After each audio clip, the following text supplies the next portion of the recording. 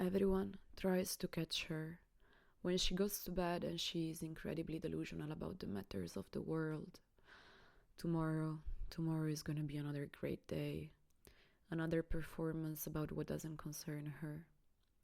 Luckily, there's more than her. The surroundings are bigger. She lays on her bed, laptop hovering over her bladder.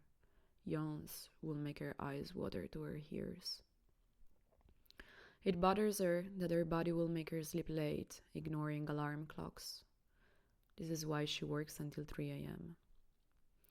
At 2 a.m., in between the Dutch housing crisis and my next very personal strike from the big wheel, a certain clarity visits me. Letters knock at my mouth, roll through saliva, the tongue readjusts itself. She's caught in this contradiction. The body of flesh and the body of letters, a naive and passionate call from the inside, from a place that asks to be remaged, to expel fears, doubts, false ideas, until nothing is left but the body of bliss. I searched in this body, cautiously moving intestines and entrails, scrutinizing for any mechanical cause of desire. I found I am not afraid of this body anymore, nor of my thoughts. I offered them a playground, a theater instead. I write to avoid meeting myself in identical thoughts. My body is losing its geography, asking to confuse the margins, becoming asemic. I see a knee becoming my favorite enemy, a hand trembling like a stressed sparrow, and I surrender to this new body of work, illiterate, embracing the difficult marriage of mind and flesh. In 2 months, I will have to leave my house, and I worry about my cat, so I draw a P with my legs where she sleeps. We get lost somewhere, where a landscape of words bend, where my thoughts cannot find a way back home, and where they cry hard at night. She cannot access what I say, as she doesn't speak English or Italian, so she asks me to let her listen to the sound, a domino of sounds, the hope she will receive a certain image of it. As complexity loosens, it becomes joyful rivers of projections, two mirrors facing each other, and we could go on forever. We compressed energies, the chest holds them, they open like flowers, crack like baked bread when it gets dark or when the eyelids grow heavy. She declares, I can't keep up with your fast pace. I tried to think about letters 24/7 and letter shapes, letters in shadows, letters in light, letters for ants in a distance, with eyes shut tight, the face twisted, one eye green, the other red, under a glass, so close I could smell them, held by your gentle hand.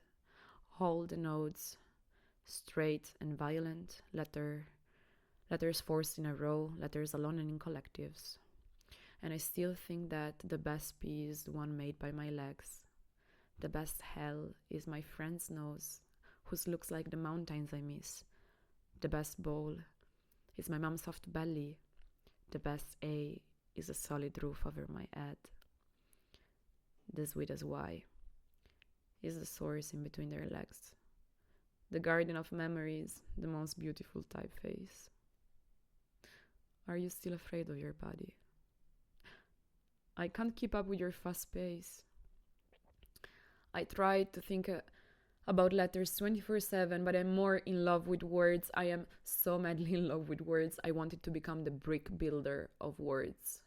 Working with words is my way of proofing letters, but then I forget about letters and I just read the text. I look at her. She squints at letter shapes to better listen to them collectively, holding their whispers. Are you afraid of your body? I saw her freezing bonds and solidifying rituals. She insists An N will always look like an N for the sake of our billion-year-old eyes. Therefore, I suggest letters to revolt against their meaning and their weight, to reshape, to walk away from our gaze. How about the queerness of a letter that refuses to be read? It's asking you to rely on something deeper, something the chest holds, before writing scripts, the metaphoric language. Something I could sense when, as a kid, I had a full conversation with a squirrel. Something that runs low, close by the heart, tingling your feet. What do you write with your award-winning letters? What do you sing when others cannot comprehend it? How do you extend your capacity? I crave a protopia made of a collective breath, one word, one sound. Few letters will be enough to make us all feel closer. Afar from the vast technologies and their deceitful chimeras that make us run. I claim pleasure is the discontinuous connection with undetermined energy. I make space for it in between bullet point lists, maintenance, hydraulic bodies, VAT declarations, waste disposal, emails, the acrid smell of my responsibilities in this grinding machine.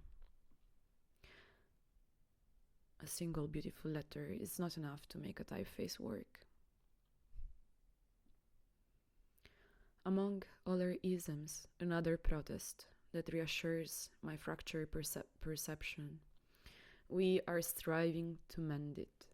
We will do better, we will feel better, but when we sit on the ground and we sing for the ones that we ourselves have deafened, the soil holds me there, in solidarity with those people whose resistance is survival, existences standing firm, rooting, striking, resilient, calling, breaking, thriving, an extension of the land. While our vast technologies keep us complacent and sleepy. It's 2:30 a.m. Everyone tries to catch her, while her heart and her skin is longing for a place where grass and hay caress the knees. I sit down and close my eyes. In the next room, a ceremony of a funeral.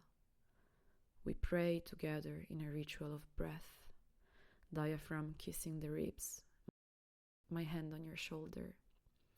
We call the indeterminate. It's 2:40 a.m. My humming gets slower. I feel her heavy breath melting. She comes to my ear. Our generation will open path we've never dared to dream of if we just stop destroying everything in the name of profit, colonization, rationalization, enterprise, so-called individualism, so-called perfection, so-called choice. A letter alone doesn't do much, she needs companion. And I say the same about people, to remove fears, doubts, false ideas, until nothing is left but the body of bliss.